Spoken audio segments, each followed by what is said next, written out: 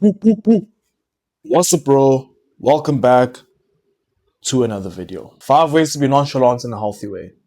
Aren't you just tired of feeling so anxious all the time? Aren't you tired of worrying, feeling stressed, feeling anxious, just feeling uncertain?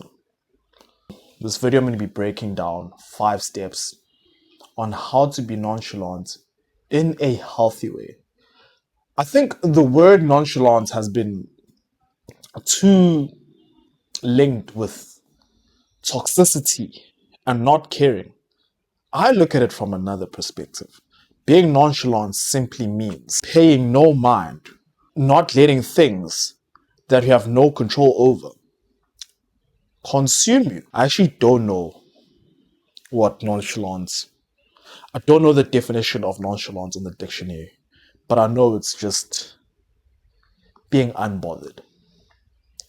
But you can be human, still have feelings, still have relationships and connections with people, but be nonchalant because you're not letting people's behaviors or outcomes you have absolutely zero control over dictate or control how you act. There's nothing wrong with feeling.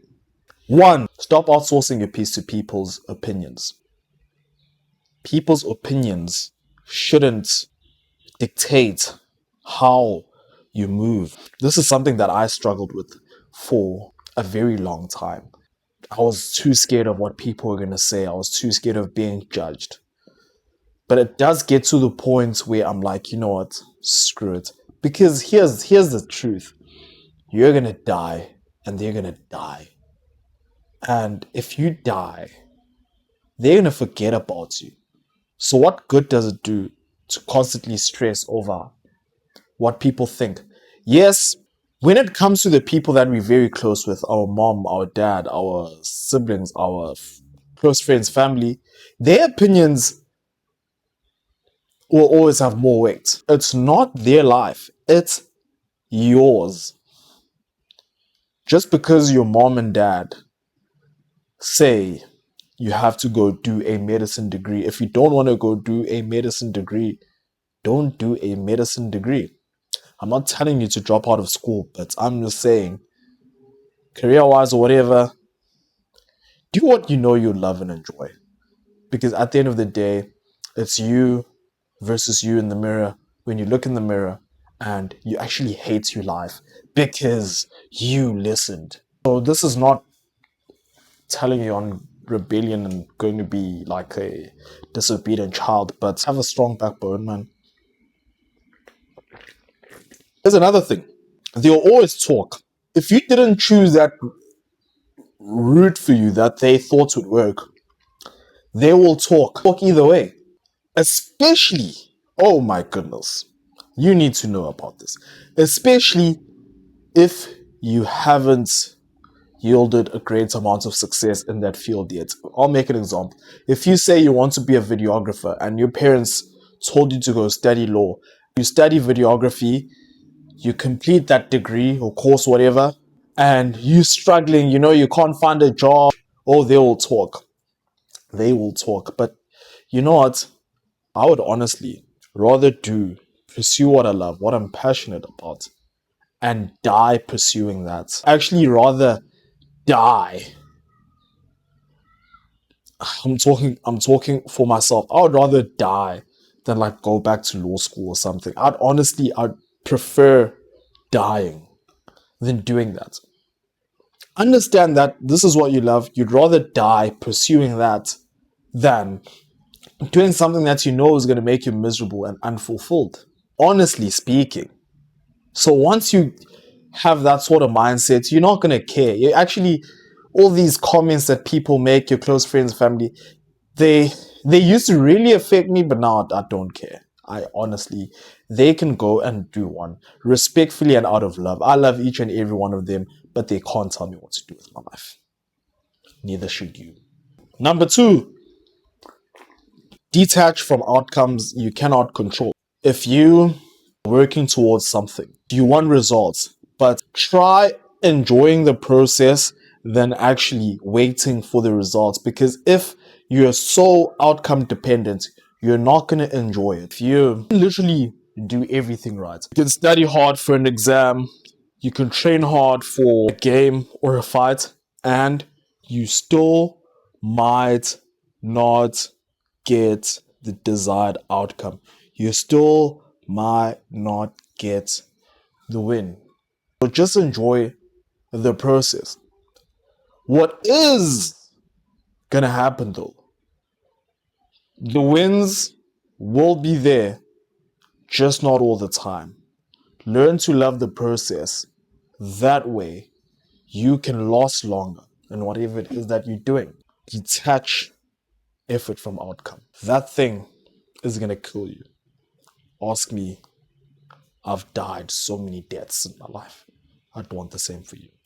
Anyways, you just need to relax. Do things in a relaxed state, in a calm state. I am learning to do that now. Oh my goodness, it's been so tough. I've been so dependent and it's really messed with my mental health. Like so outcome dependent. I'm not talking about something that I've been struggling with for maybe something that I was struggling with before. I still struggle with that time to time. This past week, I was losing my flipping kahunas. I was losing my mind. But I decided to, just relax. I love what I do. I love the process, but I'm also very outcome dependent at times. And that's what I want to avoid. Same way that I'm doing right now. You need to just I'm not saying don't care, but just outcomes you don't have 100% control over. That's just the truth. I'll make another example. If you, this is for my Christian brothers who are very far from where they want to be in life, and they have a sister that they eye, that they'd like to court, but they look at their bank balance, their current situation, and they're like, no way, Jose. Not right now. Not at the state I'm in. And you've been praying about it. You fasted, I don't know. The Lord says she's yours. Maybe she likes you back. You think she likes you back. If she's yours, here's another thing. This will liberate you so much. I know for sure that it's liberated me. If she's yours, if she's truly yours, two things can happen. When it comes to these things, I'm just giving you my perspective and how I see it. But one thing I know for sure, two things can happen. It's either you're going to get her or you won't. She's also been very prayerful, fasting, whatever. God also told her that, okay, you're hers. Great. I don't know. You guys can talk about it. I don't know the protocol for the protocols of your church. Speak to your elders, your father, your mother, whatever. I don't know. And you get the ball rolling. And okay, you let her know this is where I am, this is where I'm going, whatnot. Or you just don't take that much action. Like, okay, you talk from time to time, but it's more like a friendship instead of, you guys being intentional about that. And then let's say a more financially stable guy comes and also out. Two things can happen. If she's a bit misaligned, she could be yours, but if she's misaligned, she still has her free will. She has her free will either way. She's gonna go with her emotions. Okay, I'm gonna go with this gentleman because I want to get married now, and this brother here still has to sort his things out, and she'll go. Here's the truth. If she goes, she goes. She can go. Honestly speaking, like, yes, it would sting. Sorry, bruv, but she can go. You will find another one. God restores. He will have grace and mercy upon you. You've been obedient, you prayerful, you've been, you're a son. It's gonna suck, but you can go. So that's how I also see it. If they take her, they take her. There's nothing you can do about it. Or you guys just start courting, you build, and you'll get married. Hooray. But just need to expect both outcomes, bro. Like, I honestly, the sooner you realize that, the more peace of mind you can have. If she goes, my boy, she can vie. And this is not in an arrogant way or, I'll find better. I can't control the decision. You cannot. Because what could also happen, you guys could actually talk and, okay, you don't have, the means yet. You guys talk. She could also change her mind and expect that. But it's cool. No bad blood. Don't even hate on them or just, go on with your life, yeah? Point 3, stop announcing every move. Another one I'm struggling with. Announcing my moves. Oh my goodness. That it puts a lot of pressure on you, because now you're putting like a target on your back and all these eyes are on you. Okay, he said he'll execute this. And now you're like, oh, I'm not executing this yet. How? How am I going to do it? And you're like, how? Woo, dangerous. Do not do that, please. There's so much peace in just being quiet and, building in silence, whatever. Yeah. Obviously, for someone who's doing what I'm doing, if you're doing content or whatever, yes, document your journey. But also, I think there's a very fine line. You can document your journey, you can be honest, but there are certain things. I'll make an example. I am building an Instagram, YouTube following for the purpose of getting guys, Christian guys and busy guys that are into self-improvements, that are into getting into better shape, feeling good, getting healthier, healing, all those things. But doing so, I have to talk about my experiences the same way that I am now. I have to talk about what I'm struggling with and what I'm working on. I have to be honest. I have to be transparent. I need to be authentic. But I'm not now going to say, I want to drive an RS3 by next year. I want to be living in a mansion in Camps Bay in 5-7 years' time.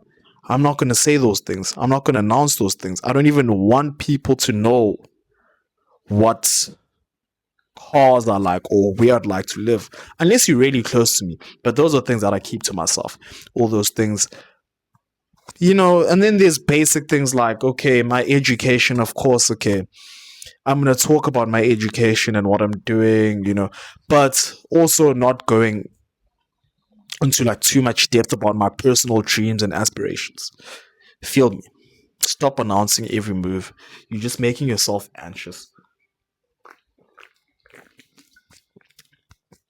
I realize how anxious announcing my moves used to get me. Still gets me from time to time, but I've definitely toned it down and it's been a lot better. Again, handle rejection well, like a redirect, not a verdict. If you're growing your business, you're hitting up some people, expect a nose. It doesn't mean no one wants to work with you because you're not getting clients or whatever. It just means you need to look somewhere else. Those clients aren't for you. 5th point, this ties it all together. Nonchalant doesn't mean numb. It means regulated. You're allowed to feel. Just do not let whatever you're feeling control your reactions. It's healthy to have feelings, but relax and you will live a long, healthy, peaceful life.